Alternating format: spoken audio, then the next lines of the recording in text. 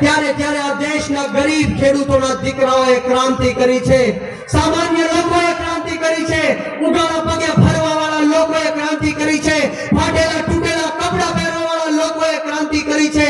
આપણા ભારત દેશના ઇતિહાસની લડાઈમાં કોઈ ઉદ્યોગપતિનો કે પૈસાવાળાનો દીકરો નથી આવ્યો। જ્યારે જ્યારે આ દેશને જરૂર પડી છે ત્યારે ત્યારે આ ગરીબ ખેડૂતના દીકરાઓ ફાંસીના માંચડા ઉપર ચડ્યા છે।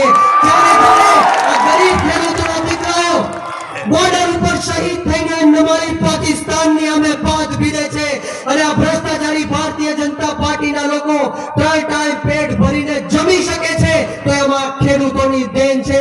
પરંતુ દુઃખ સાથે કહેવું પડે કે આજનો ખેડૂત દિવસે ને દિવસે દેવાદાર બનતો જાય છે।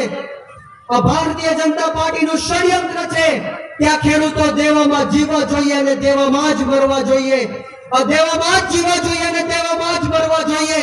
આનું દેવું ક્યારે પૂરું ન થવું જોઈએ, દિવસે ને દિવસે દેવાદાર બનતો જવો જોઈએ। ત્યારે આ ભારતીય જનતા પાર્ટીને હું કહેવા માંગીશ અને એની અમુક ટકા જે ગુલામ પોલીસ છે એને કહેવા માંગીશ કે તમારી તાકાત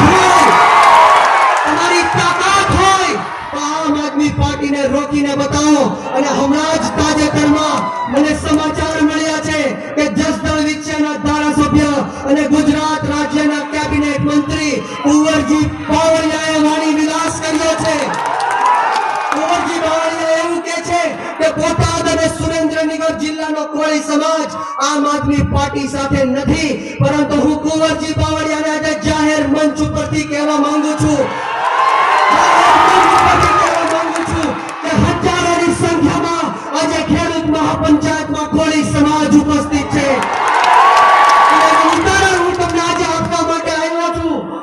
હું અહીંથી માનદાતા ભગવાનનો નારો બોલાવવા જઈ રહ્યો છું। તમારે મોટી વાળી અને તાકાતથી આ નારો બોલવાનો છે।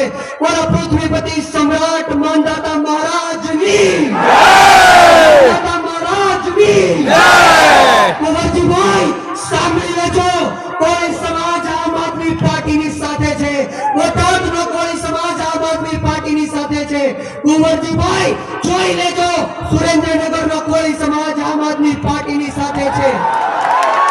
જ્યારે જ્યારે કોઈ સમાજ સાથે અન્યાય અને અત્યાચાર થાય ત્યારે કોઈ સમાજના ભારતીય જનતા પાર્ટીના ગુલામ નેતાઓ રાજનીતિ કરવા માટે આવી જાય છે।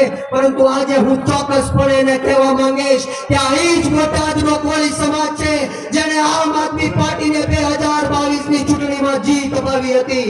આ જ કોઈ સમાજ છે જે સમગ્ર ગુજરાતની અંદર અત્યાર સુધી ભારતીય જનતા પાર્ટીની ગુલામી કરતો હતો।